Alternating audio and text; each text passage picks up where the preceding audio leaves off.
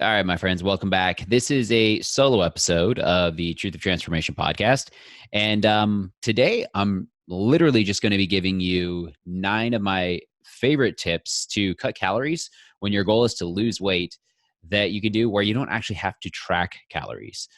So one of my biggest focuses for the majority of clients is to be able to lose weight sustainably and from a healthy manner without ever having to track or count macros. There is a time and a place, and definitely for the right person. And sometimes it's within a season or learning that because the education that it provides. But ultimately, if we can get away from that, because it's not a livable place, then we're successful for the long haul. We're thinking in terms of the long-term spectrum of building habits, building routines, building patterns that's going to make sure that you're there. And so there are definitely seasons where I use calorie counting and macro, tracking and all of these different methodologies. But as said before, right, principles are few, methods are many. So that's just the truth of this. There's many different ways to get to the top of the mountain, and we're picking the one that works best. So this has kind of come dropping this podcast and just this info just because I'm working with quite a few new nutrition clients all at once. And each person is on a completely different trajectory. I mean, same trajectory of where they want to go, losing a certain amount of weight in a certain amount of time that is built to be sustainable and last forever. But they're all using different methods because I try and meet people exactly where they're at. So I've got a few people that were just looking at their big block food, a few people that were looking at overall calories, a few people are down deep in the weeds of actually doing, like a 5-2 split, 5 days of caloric deficit, 2 days of refeed. And we're being really sensitive to that. Some people are kind of in the process of rehabbing some gut issues. And I do use the word rehabbing for that because that really is kind of where it is at for this one specific individual. So all that said, I'm just saying that it's got to be specific to you and meet you where you're at. And if you're struggling and if you haven't been able to be successful, there's a good chance it's because you're trying to do a one-size-fits-all approach. And you're unique. Your situation is unique and it's different. And what you crave, if you crave salt or whether you crave sugar, is going to be different. And so it's understanding all of these metrics, being able to track your sleep, your hormone levels that are happening. So like the amount of stress that is in your life can be really valuable. So I do encourage you, if you have not been able to find a program that sticks, to reach out and we can definitely talk about it. I'm happy to help. But hopefully these 9 tips, they have worked extremely well for people over the years. And so I just decided to drop them all here at once.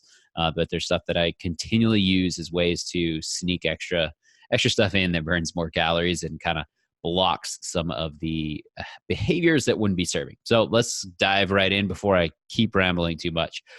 So the first one is honestly just walks. I simply want you to just get up and walk. And so when we're looking at creating a caloric deficit, NEAT, your non-exercise activity thermogenesis, your NEAT is actually one of the biggest things, right? So you have whatever your body needs to burn calories just to stay alive. Then you have NEAT. So all the little hand gestures, the little movements, blinking of the eyes, getting up and down, going on walks, movement in general is burning calories.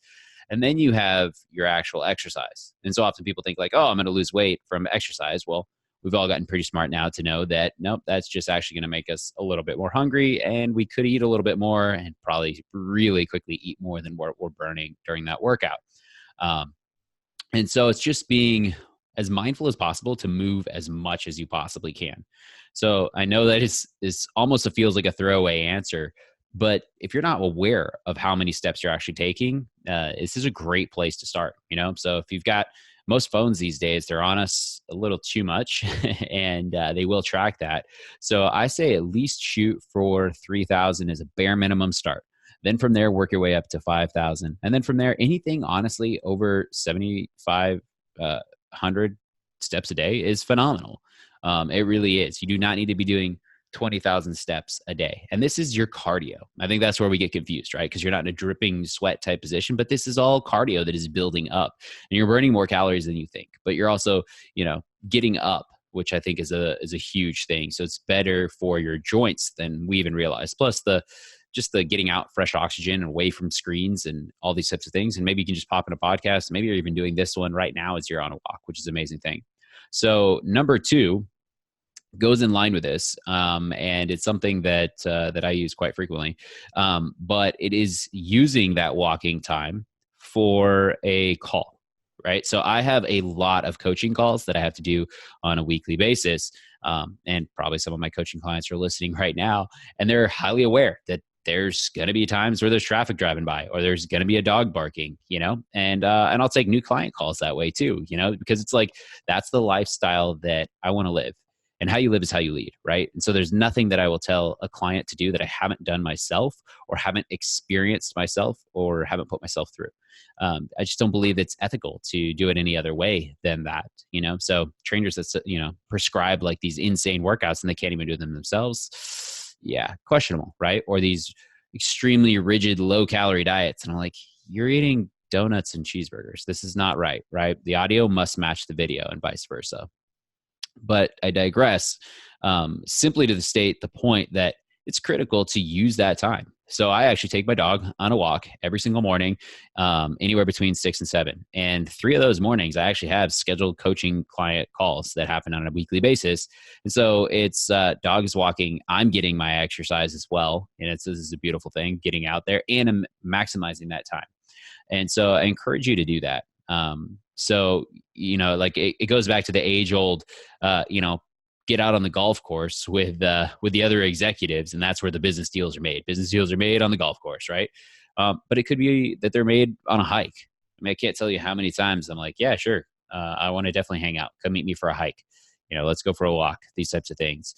Instead of going to Starbucks and sitting at Starbucks with a drink, go grab your drink and then go walk up and down the street. Like, get active.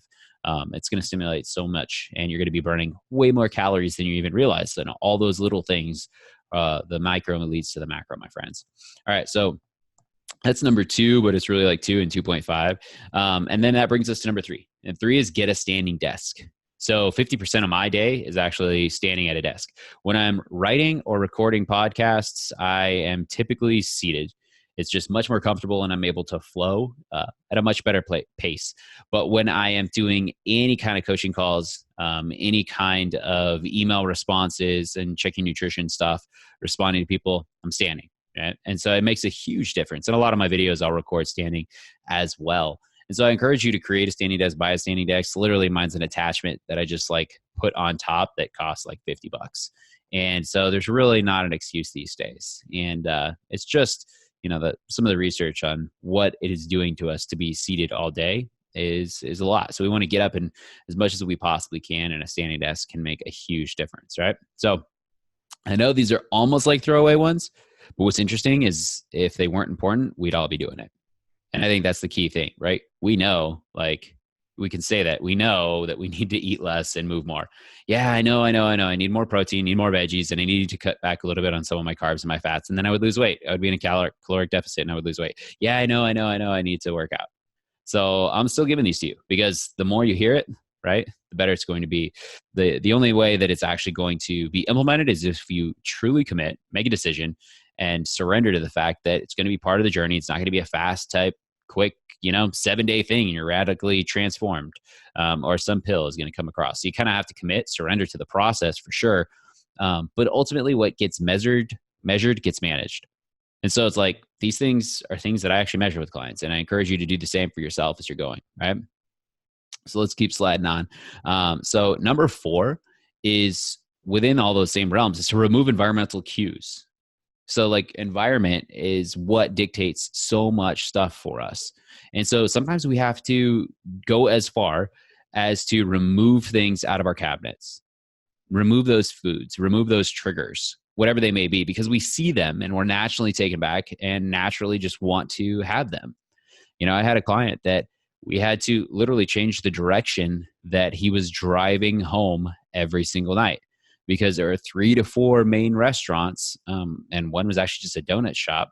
And it's had been routine for the last like 10 years to just swing in, stop, grab something.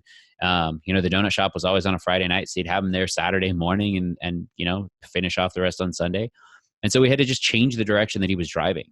It wasn't that we had to bring up willpower. But if we can remove the environment, change the environment, remove the environmental cues, it's going to be huge. So I need you to kind of look across the board in your life. Where are these certain cues happening that are triggering an event? And that's going to be so huge for you. So maybe it's that there's too much stuff in the cabinet, too much stuff in the freezer. Maybe there's stuff at work at certain places, like the candy bowl that you have to walk past every time. Yeah. Is there a way to do that? Or is it even possible for you to have a powerful, crucial conversation? Say, hey, I need your support to the person that has that candy bowl. Can you make sure you don't offer that to me? Or can you make sure that you stop me or yell at me if I do take one? I mean, these are the smallest little things, but that little 100 calorie piece of candy, 5 times a week, that's 500 calories right there, and it's probably a lot more than that when we look at that scope. So we need to remove environmental cues, and that could be an entire podcast and conversation on its own, but I think it's really a powerful one. All right, number 5. Number 5 is actually afternoon meditation. So a lot of the 2 areas of time that most people get into the most trouble, I would say, with over consuming foods are in the afternoons and after dinner. And the reason being is we're tired. We are very fatigued at that time. And so if your routine has been to go get a really sugary, high calorie, caffeinated beverage or something like that, and you become addicted to that, we need to replace that. We need to swap that out with something else that is going to serve you different or the same way and get the same effect, but obviously in a much better way, because it's going to be removing a lot of those sugary calories that are honestly just spiking you and then crashing you once again. So, nothing wrong with coffee by any means, but when you're all of a sudden having 400 calories in a beverage, you could run into some problems. You may never actually be able to get in a low enough caloric deficit to lose weight. So I challenge you to implement some afternoon meditation. And it could be sitting at your desk, sitting in your car, laying down, whatever it may be. But meditation, what people get kind of confused on is like, I've tried it, it doesn't work. I've tried it, it doesn't work. Yeah, well, the first workout isn't going to be your best either. The first time you cooked wasn't your best. First time you tried to do math wasn't your best. It's usually right around the 1,000th time that we seem to get it and things start to actually flow. So I encourage you to keep going. But meditation, what is it? We get confused on what it is. Ultimately, it is a chance, right? It's not a chance for you to quiet the mind and not have any thoughts go through. No, it's kind of a surrender to let the thoughts be what they are going to be. If there's a bunch of chatter and noise up there, that's fine. Let it keep happening. But what it is doing is because you're actually awake during meditation, you're completely awake, right? You're not in the sleep mode. So your body is actually able to completely shut down, not your mind. And I think that's where we get kind of confused. At night, when we're completely resting, our mind completely shuts down, but our body is actually still slightly aware of whatever like saber-toothed tiger might still come creeping in through the door, right? So our body's senses are still alert to what is going on. And sometimes I don't feel like we get the full adequate rest at night that we absolutely need. But when you're in meditation, your mind is awake enough, your ears are awake enough to the senses that are around you. And so your body is actually completely able to just surrender and just shut down.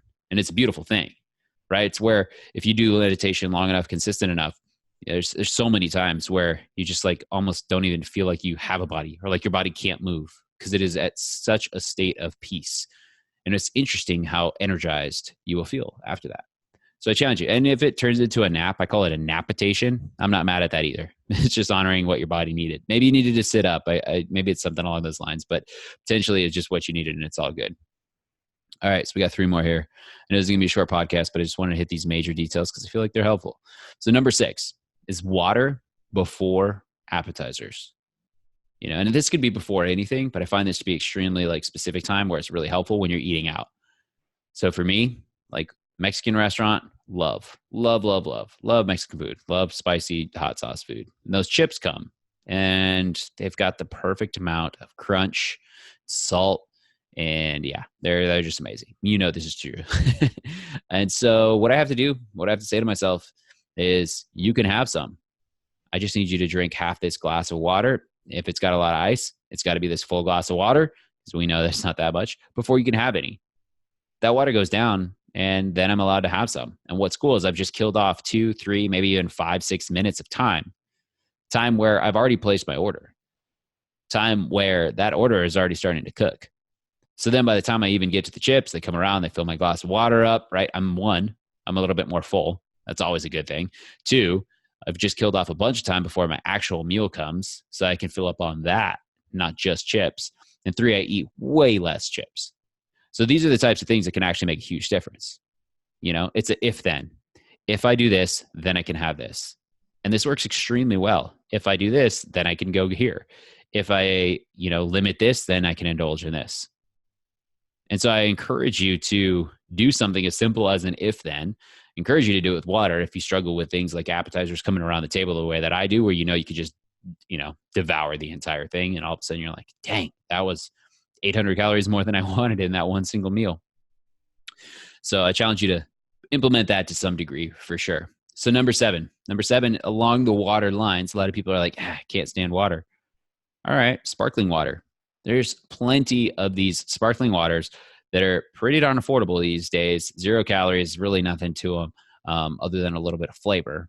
And the carbonation that is within that beverage is going to fill you up. You're going to get a little of that flavor that's going to make you happy. You're definitely hydrating. So this can be a huge win. So a lot of times if you need something to curb in between because you are getting a little hunger cue that is coming up, but that it's not like outrageous. It's just that your body is adjusting, right? I'm all for listening to your body, knowing when it's actually hungry, being intuitive, but that takes time to learn. It really does take time to learn to check back in with your body and see what it needs. It's why meditation is so hard for a long time before you actually do it. You just have to stay consistent with it. And so it's the same kind of thing. So nothing against the intuitive eaters. It's just that there are many steps that have to go into place before you can get to a place where you truly do know what your body needs. And then the last couple here is number 8, eat with a timer or even with a TV show, an episode, a 30-minute episode. So often, the reason we overconsume too many calories and we're unable to lose weight then is because we eat extremely fast. It takes your stomach 20, sometimes even up to 30 minutes, depending on the concentration of the food that you're eating, to even recognize that it is full. To send those signals back up to your brain to say, stop, I'm good, that's enough. And I don't know about you, but I can put down a lot of food in 20 minutes, right? It's why Thanksgiving is like, it's not a marathon, it's a race. How much of this good stuff can I keep eating before my stomach realizes I've way overeaten? Because it's just so tasty. How can you not love Thanksgiving food, right? And so you're like, let me shove all this down in 20 minutes so that it doesn't recognize that I'm full yet. And then I'm going to be feeling it later, but it's worth the suffer is kind of how I look at it because it's one main meal. But that's what I want you to start to be able to recognize is like, oof, I eat too fast and therefore I eat more than I realize. And all of a sudden I find myself, I'm too full. Because honestly, if you can like really gain an insight into how you're feeling with what you're eating, right? And this goes back to the intuitive eating and recognize I'm about 80% full, not 100% full. 100% full means that you're going to be at your maintenance calories. You're at, filling your body up to what it actually needs. Over full is where most people end up, which is why they slowly continue to gain weight, 2-3 pounds every single year on average. Fast forward to, when you're in your 40s or your 50s and you're going, man, how did I end up 20 to 40 pounds overweight? Didn't happen overnight. It happened in 2-pound increments every single year for 20 years. And all of a sudden that's 40 pounds. And so that's why when people are like, I want to lose 40 pounds in the next 3 months or even 20 pounds in the next 2 months, I'm going, you put it on 2 pounds a year. How about we only lose, 0.5 to maybe 2 pounds every single week and do it the right way. And then you don't even have to worry about it. Yes, it's longer, but let's see what's happened before. It gained it long. And so now we need to work it back that same way. But sometimes we have to understand even what that percentage feels like. What does 100% full feel like? What does 80% feel like? And so I challenge you to set a TV show timer, like sit down and eat in the front of the TV. Yes, I'm encouraging that because that 30-minute time zone, you look down, it's on the first commercial and you're already done. Wow, you're slamming that food so incredibly fast. So no wonder you're like going back for seconds or even thirds, or you're, within that 30-minute time span. You're not really still hungry. You think you are at that point. And so we need some way to slow us down. Now, if you legit don't have the time, you're eating while you're working and all this kind of stuff, then I encourage you to be able to not have that second plate until after 30 minutes. Say you're working from your desk and you're eating. Well, at least set a 30-minute timer and not have that second plate until after that time frame. It's probably one of the best ways to do it from there. If you still can't even do that, then honestly, I encourage you to start really looking at your priorities and what's wrong with the type of work that you're in. And if you absolutely love it, that's great. But it sounds like it's all consuming. And who would you be if you didn't have that job? Where's your identity then? Say that was completely taken away from you. And so I know I'm going down a darker rabbit hole, but I just want to bring that light and awareness. And if you can't honor your body and actually have it performing at an optimal level, then you're not going to be able to do that job for long. The downside of that, like, can come pretty hard, pretty fast. So just keeping you humble, because that's what works for me. Squash my ego as much as I possibly can and stay as humble as possible. And it gives me that drive to then continue. And then that brings us to our last one, and that's habit stacking. So using the power of association.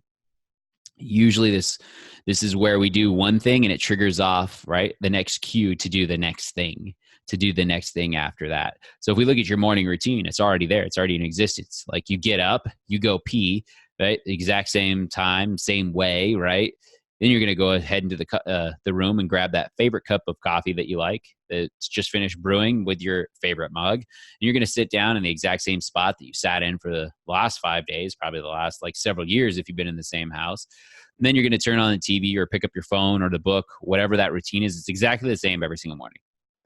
But really, it's like the going pee first thing that kicks off these next series of events. So we want to do that from a positive place.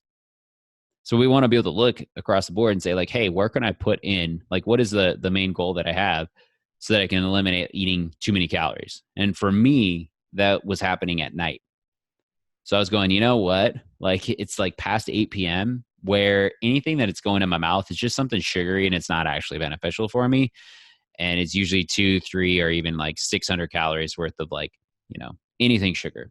Cookies, brownies, ice cream, whatever is in the house and available, usually something that my son has once or twice a week that he enjoys and we're totally okay with. But for me, it's dangerous. All right. And that's something that, if we're going back to number 4, what I'm saying, remove environmental cues, I would love to have that removed. But, that's where it's the harmony of balance within the family dynamic, right? With people in your house. And so that can't happen. And so what I had to do was say, like, all right, well, how can I stop myself from eating past 8 p.m.? Yes, you could just say, like, I'm not going to eat after 8 p.m. All right, cool. Tell me how that works, because you've probably said that before. So we need to set some type of triggers, and the power of association works extremely well. And so it was like, for me, all right, at 8 p.m., I need to associate that with brushing my teeth. So it's an actual event. I'm replacing the event of eating sugary cookies and stuff with the event of brushing my teeth. And then once you've got that like minty freshness going on, you really don't want to ruin that, because you don't want to have to brush your teeth again. And so that when I was finding that it was a struggle to stick to that time, because I wouldn't be paying attention to the time that much. And next thing you know, I'm like, oh, it's like 8:20. All right, so I better do that. So what I found was it was better to even associate even further. And I had a routine already, and I just tied it to it. So the routine went like this, right? April, my wife, makes dinner. Always amazing. I'm very lucky and blessed. And then after that, I always do the dishes. We have our, she does dinner, I clean. Well, after dishes, I take vitamins. Same vitamins every single night, makes things nice and smooth. So it's instantly like my brain is already thinking about the vitamins the moment, like unconsciously, the moment that I'm eating dinner. Because it's dinner to dishes to vitamins. So then it became like, how can I associate brushing my teeth with this as well? So then I just made a pattern of it. All right. So then the moment I'm done with my vitamins, I'm going to actually brush my teeth. So then it became that routine. Dinner, my brain is already thinking of brush your teeth, because it's that serious. It's what it's expecting. It doesn't want to have to think about these things, because that's burning more calories in the process of thinking about them. It wants to make everything as much of a routine as possible, so it can use as much fuel as possible in case anything else does come up. So it's dinner, I do dishes, take vitamins, brush teeth. Then that immediately became, set up my son's bath, and I run through his nighttime bath time routine. Next thing you know, it's like 9:30 at night. And definitely not going for anything at that point. It's been so long. I'm feeling good, and I just want to go to sleep. So then, within an hour and a half after that, it's, 10:30, sometimes a little later, and we're crashed out. And I've just avoided any of those danger times that would normally be from 8 p.m. till 11 p.m. And so I encourage you to find that for yourself as well. What are the habits that you need to put in place but more importantly, what can you associate them with? So often it's like get triggered and angered at work, right? That anger then turns into grabbing a piece of candy from the candy jar, which then turns into the response of like feeling slightly better for that slight moment and then feeling guilty. So then you get angry at something else and then repeat that cycle. So those cues of whatever's causing you to get angry are going to continue to happen. The desire to replace that anger with something that makes you feel better is going to continue. But the response doesn't have to be chocolate, sugary candy. The response is in your control once you've brought awareness to the situation. Challenging, 100% challenging to be able to do that. But my goal for you is to understand what is the habit loop that is happening and what is my new response. My new response, instead of going for, like I was, nighttime snacking, which is just straight up boredom and fatigue, boredom and tired, right? When you're tired, like you're definitely going to be craving stuff, which is why we talked about the afternoon meditation or the napitation that needs to happen. Spike the ghrelin in your system and all of a sudden you're craving food. It's what it does. So what we want to be able to do is recognize, like, what is that habit loop that is happening? Is it anger? Is it frustration? Is it disappointment? Is it sadness? Is it lack of human connection? And so therefore, like, we are trying to solve this problem and we're just feeding it with food. And therefore we need to change that response that happens that gives us the same effect. So maybe going for a walk, bringing it all the way back to our very first one, is what needs to happen in that time span. When I get angry at work, instead of reaching for the candy jar, I'm going to go for a walk. I get outside, I get fresh air, I get some movement. Actually, I feel a lot better. Cool, I can go back in. I'm regulating my own emotions. Life is good. So those are 9 little tips that I feel like will help you cut calories without actually having to track calories so you can lose weight. So you're moving a little bit more by going on walks, right? You're definitely going to try and take business calls or even make walking meetings a part of your daily thing. There's plenty of other people that would want to do that if you're willing to set the stage and do that for yourself and for them. Get a standing desk or find yourself standing as much as possible, even if you need to implement one, so you're not just sitting in a chair all day long. Remove any environmental cues that you possibly can, be it from work, be it the drive that you take, so you're not swinging by the same fast food places when you're fatigued and you're tired and you're coming home late, or that donut shop like my one client that we worked through, and he's killing the game now, right? Make sure that you're taking an afternoon break. I recommend meditation, but whatever puts you in a better state, better calm state, is going to be a really good thing. Have water. Water before appetizers, before dinner works extremely well. Fill up on it a little bit. Number 7, grab that sparkling water if you really need some bubbly. Like that stuff is going to kind of curb appetite pretty well, right? Number 8, eat with the TV on or use a timer to slow down your eating to the best of your abilities. If you're not able to do that, at least set a timer so that you go back for that second plate until after you've hit that 30-minute mark. And if you're still hungry, you can check in with yourself and go, it was just habit. Then that's fine. Right? Now you can stop it. It's actual hunger. Give yourself a little bit and then retest. Do another 30 minutes. And then finish off with number 9, our habit stack. What are the routines? What is the power of association that we need to put into place so that we can go from one to the next to the next? And it just starts to become so routine that we don't even think about having more. Because that's what's happening right now with the snacking, with the nibbling, with the extra calories that are sneaking in. It's part of the association. It's part of the association to go from something savory and then have to finish off with something sweet, a little treat, a little dessert. No, it doesn't have to be that way. That's the power of association that you have circling through your head right now. And so maybe we need to look at that habit loop that is happening, figure out that where it's going to be breaking down so we can change that response. So those are my 9 things for you today. Hope it was super helpful. As always, screenshot this, tag me in an Insta story if it is something that is helping you. Help spread the word. I do greatly appreciate when you share these with anybody else that is in need of any kind of tips. We've got some awesome guests that are going to coming up in the future. If you need any coaching, need any guidance, ready to take that next step, definitely just reach out, joseph@truthoftransformation.com, or just find me on any online sources, Joseph Hawthorne. So, all right, guys, have a great day. Peace be the journey. I'm out.